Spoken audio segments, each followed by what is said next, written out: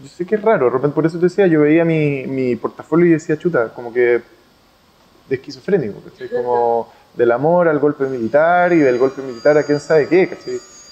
Creo que el contenido final de la obra le da una poética y un poder que es muy importante. Y no quiero parecer como que en realidad no me interesan los temas con los que trabajo, todo lo contrario, me importan muchísimo.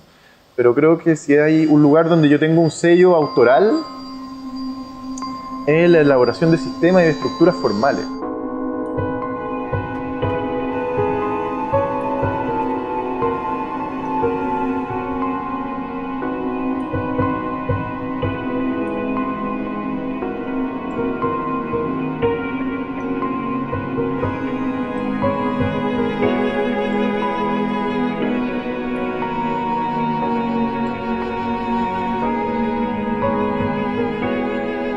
Y esta piedra que hay en el Cerro Santa Lucía tiene un extracto de una carta que manda Pedro Valdivia al rey de España cuando está acá. Le dice, esta tierra es tal que para vivir y perpetuarse no hay mejor, en el mundo incluso. ¿Cachai? El tipo dice en el mundo. Llegó para acá y era súper duro, ¿cachai? Le tocó cruzar el desierto, llegó para acá, estaban los mapuches. Entonces el tipo se está tratando de engrupir el rey para que le mande plata y le miente un poco, ¿cachai? Y yo creo que esa frase define muy bien lo chileno, con la ironía y la mentira incorporada, ¿cachai? Sí, siempre el chileno, a pesar de que se queja, encuentra que esto es lo máximo, pero es un territorio súper doloroso, súper difícil. Yo creo que cada vez que decimos, oye, no, Chile es la raja, estamos también mintiendo un poco, ¿cachai? Una mentira así como piadosa, media nacionalista. Me parecía bueno que esa frase denominara estas tres operaciones que yo hice en esa exposición, porque las tres eran un poco a propósito de que Chile es un territorio doloroso, creo yo. A sus habitantes les duele de maneras distintas. Mandé a hacer 14 banderas con impresiones de fotos de las explosiones a la moneda cuando la bombardearon. Entonces yo le hice un zoom y lo que queda es como una especie de abstracción, como de una nube de polvo. Yo lo que pretendía era volver a instalar esas imágenes en su lugar de origen. Yo diría que esa es una violencia original a un proceso político y social que todavía, en el que todavía estamos, creo yo. Hice otro trabajo que también tenía que ver con el cielo. Trabajé con un grupo de inmigrantes peruanos desde la Plaza de Armas, que es como el lugar donde ellos se congregan históricamente, ahí se juntan. De hecho, ahí yo fui a hablar con ellos y empecé mi relación con ellos de colaboración. Entonces la idea era que ellos hicieran circular la imagen del cielo de su nación por el centro de la ciudad, llegando a esta cumbre, que bueno, no es la más alta, pero una cumbre donde ellos podían configurar una especie de collage a partir de imágenes del cielo peruano, teniendo el cielo Santiago de fondo.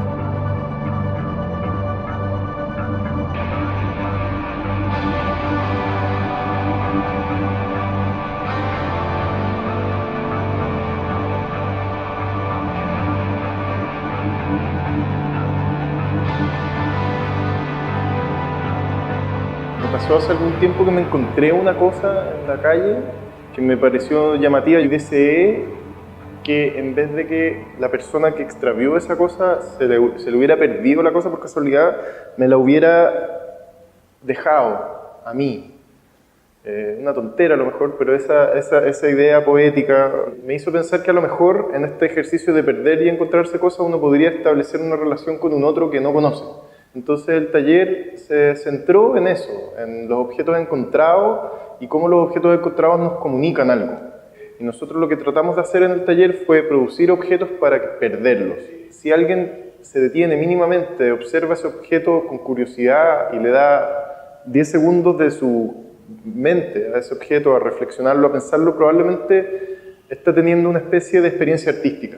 Una experiencia artística en el contexto de las experiencias artísticas convencionales como las conocemos, digamos, lo que podría pasar si yo voy a un museo y tengo una epifanía mirando un cuadro, sino que una experiencia artística que uno no estaba esperando tener, una experiencia artística que pasa por casualidad, que yo creo que a todo el mundo le ha pasado, que de repente se encuentra con algo inusual, que de pronto escucha una frase que lo deja pensando, que de pronto, nada, se cruza con algo que le llama la atención, que lo saca de la normalidad y que rompe la continuidad del mundo habitual de las cosas y lo hace por, no sé, por el tiempo que sea, reflexionar.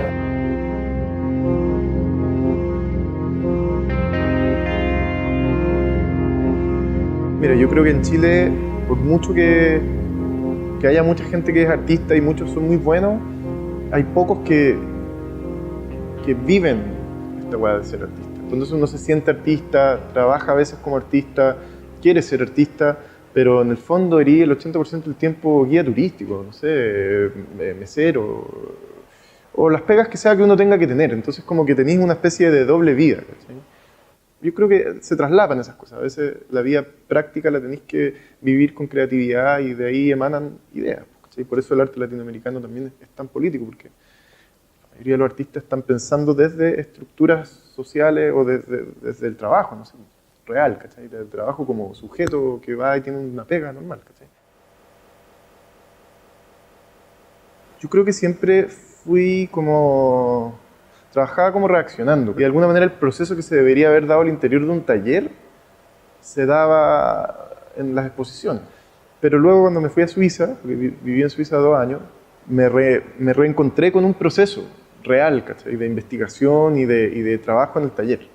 ¿Qué pasa si esto convive con esto? ¿Y qué le hace el movimiento a este material? Y todas las ideas me iba al taller y caché que no tenía una práctica de trabajo en el taller, ¿cachai? Y es fuerte cachar eso. Que te creí artista y eres viejo ya y tenís no sé cuántas posiciones encima, pero no sabí qué hacer cuando te pasan un taller. Yo creo que hoy día ya trabajo de otra manera, ¿cachai? Como que adapté otra mecánica de trabajo y es mucho más profunda.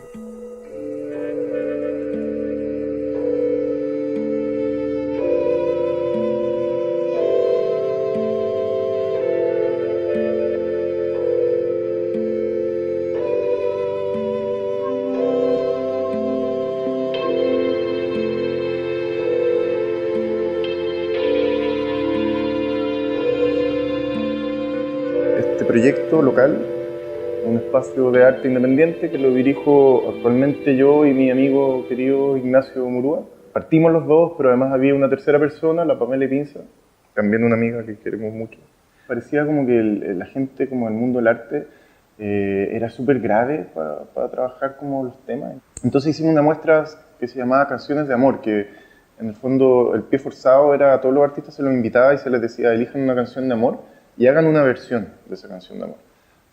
Y luego como que funcionó muy bien, nos ofrecieron como financiamiento, una empresa privada para continuar con la galería y de repente también empezamos a hacer ferias internacionales, nos invitaron a una feria internacional y ahí decidimos tener como una identidad comercial. No para vender necesariamente, pero también como en el segmento comercial yo encuentro que hay una posibilidad de mostrar artistas que a uno le interesan.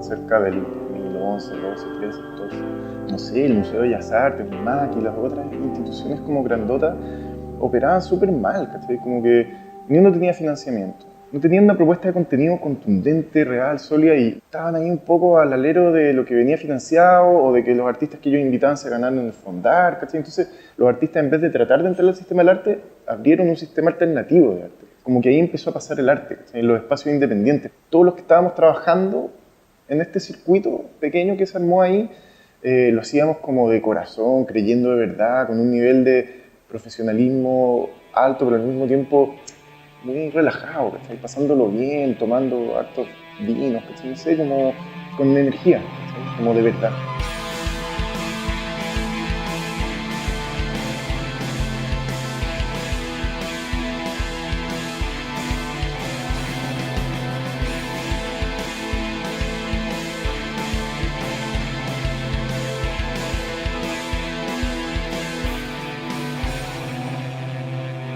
Cuando postulé al concurso del MAVI, que postulé, yo debo haber postulado 4 veces al concurso del MAVI, con obras así que yo pensaba que era así, aquí la rompo, estas cuestiones heavy, ¿cachai?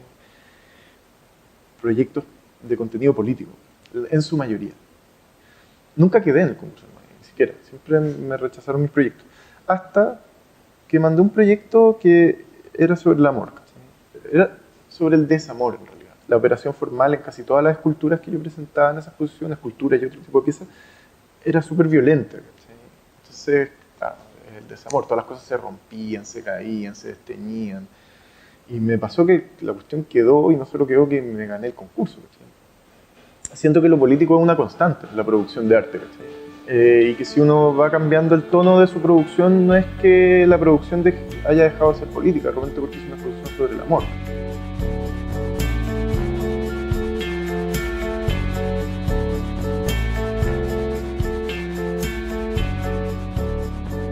Un tiempo estuve experimentando harto con tratar de darle estructura a pequeños elementos usando globos con helio, que lo tiraban un poco para arriba. Entonces froté entera una casa en papel.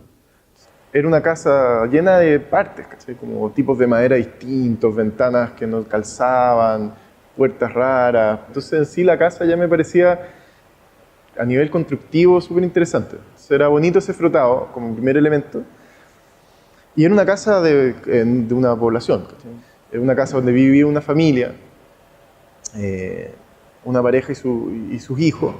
Y claro, lo que yo hice fue llevarla al espacio de Matucana 100 y con muchos globos, y ahí empezaron a huevearme otras referencias. Está esa película Up de Disney, son las mismas letras de Unidad Popular en Chile. Entonces me pareció que era bonito que esa cosa como de que esto era una casa de familia, humilde, que se elevaba así casi como un emblema glorioso, y su bajada estrepitosa pero muy lenta, y su colapso, que eso es lo que presenciaba el espectador en el fondo, ¿cachai? Una caída en cámara lenta de este símbolo de familia, qué sé yo, de barrio en Chile, muy precario, se desmoronaba, porque eso es un poco la unidad popular también, un ideal social que se nos derrumbó.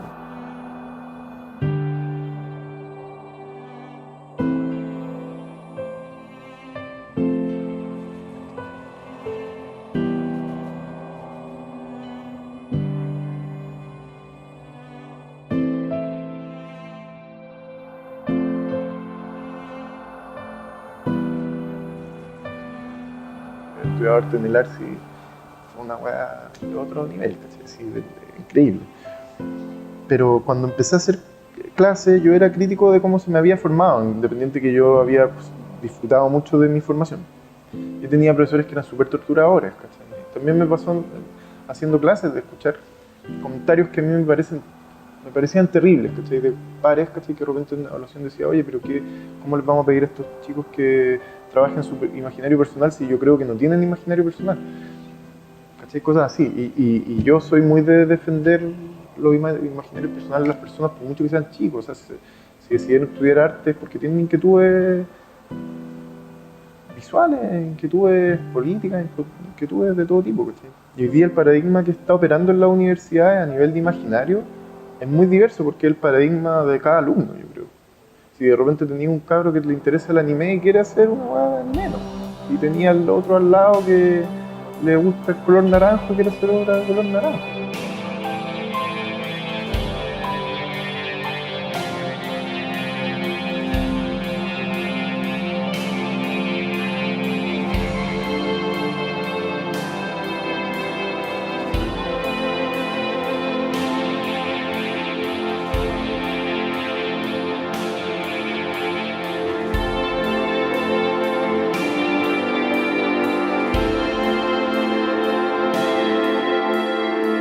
Yo no puedo entender que la gente vaya al cine y salga llorando, que hay algunas películas que no se lo merecen.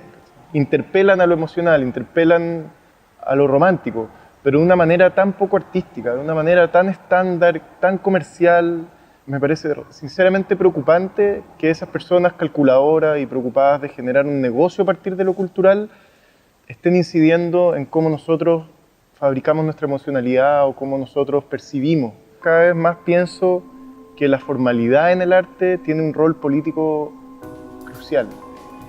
El contenido, por supuesto, que es muy importante y está muy bien que sigan existiendo obras políticas, pero no nos olvidemos que el arte es un mundo que está más bien en el dominio de las cosas. Y yo tengo la sensación que lo más revolucionario que podemos hacer los artistas y el gesto político es resistirnos al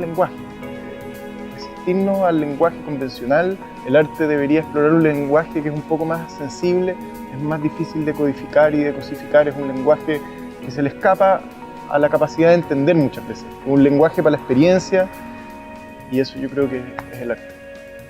Se encuentra entre una formalidad sofisticada o aguda, especial, y unos contenidos a veces que la potencian.